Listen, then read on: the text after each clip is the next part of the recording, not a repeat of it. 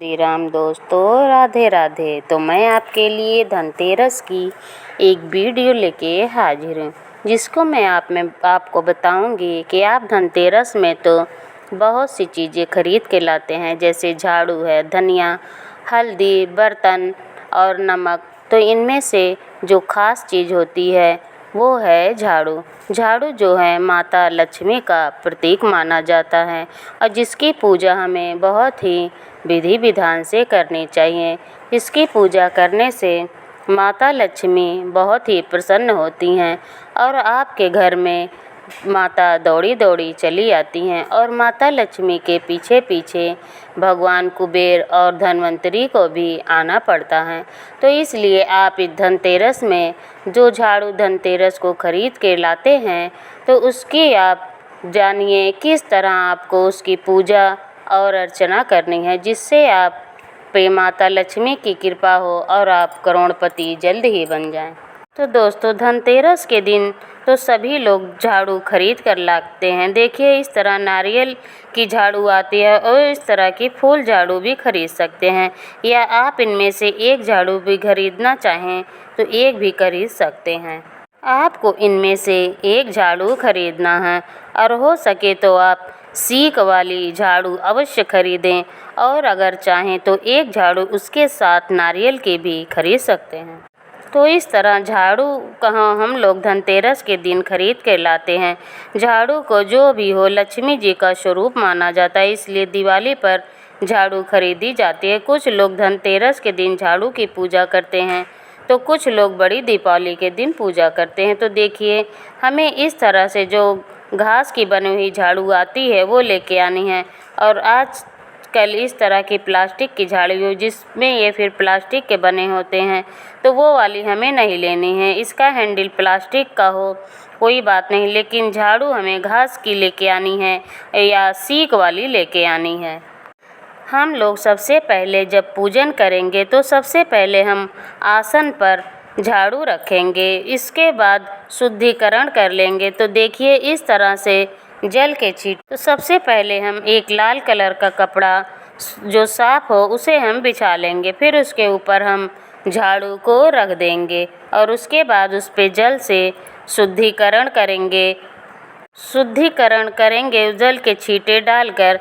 तो अगर आप एक झाड़ू लेके आए हैं तो एक झाड़ू की पूजा करें, अगर आप दो झाड़ू लाए हैं तो दो झाड़ू की पूजा करें। आप दोनों झाड़ू को ही पूजा करें, या एक, जितनी ही आपकी मर्जी है उतनी झाड़ू आप ला सकते हैं। दिवाली पर इसका पूजन करें, उसके बाद इसको यूज करें। झाड़ू को लक्ष्मी का स्वरूप माना जाता है, इसलिए दिवाली पर इनकी पूजा की जाती है। इसके बाद हम लोग वस्त्र स्वरूप कलावा समर्पित करेंगे। तो देखिए, हम लोग झाड़ू के पीछे जो है कलावा बांध देंगे। तो इस तरह से हमें झाड़ू पे कलावा बांध देना। यहाँ पर हम दोनों झाड़ू हो या एक झाड़ू हो, दोनों पर ही आपको आराम से इस तरह से कलावा बांधना है।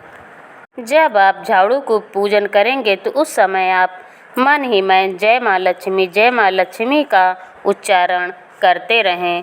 इस तरह आप कलावा बांधते रहें। तो जो दूसरा झाड़ू है उसमें भी आप कलावा बांधें और माता लक्ष्मी का जाप करते रहें। जब कलावा बांध देंगे, आप अगर बांधना नहीं चाहते तो आप थोड़ा सा कलावा वैसे भी आप रख सकते हैं झाड़ू के ऊपर। बांधना मतलब कलावा तो ज़्यादा अच्छा रहता है, क्योंकि माता लक्ष्मी इससे बहुत प्रसन्न होती है। कलावा बांधने के बाद अब हम लोग इसमें चंदन और रोली से तिलक करेंगे। यहाँ पर हम दोनों झाड़ू पर चंदन से और रोली से तिलक करेंगे। तो देखिए, जो नारियल के झाड़ू सबसे पहले उस पर तिलक करते हैं, उसके बाद दूसरी झाड़ू से जो सीक वाली है उसको भी तिलक करेंगे। जो झाड़ू हम पूजन कर रहे हैं तो हम कोशिश करते हैं सबसे पहले उसे अपने मंदिर के सफाई में इस्तेमाल करें। समर्पित करने के बाद हम लोग अच्छा समर्पित करेंगे और इसके बाद हम दिया जलाएंगे। और अगर आपके पास दिया जलाने से आपके पास खील बतासे हैं तो आप उसे पहले झाड़ू के पास कटोरी में रख कर खील बतासे माता लक्ष्मी को मानकर उसे अर्पित करेंगे। बाद हम दिया जलाएंगे। दिया जला दिया, इसके बाद हमें दिया जलाने के बाद हमें पुष्प अर्पित करने हैं। जो भी फूल आपके आसपास मिल जाए, अगर आपके पास फूल गेंदे का है, जो भी चीज़ का आपके पास फूल है उसे आप पूजा कर सकते हैं। यहाँ पर मेरे पास गेंदे के फूल थे तो मैंने वही अर्पित कर दिए हैं। फूल चढ़ाने के बाद फिर से आप उसमें अक्षत और गुलाल लगा करके पूजन करें।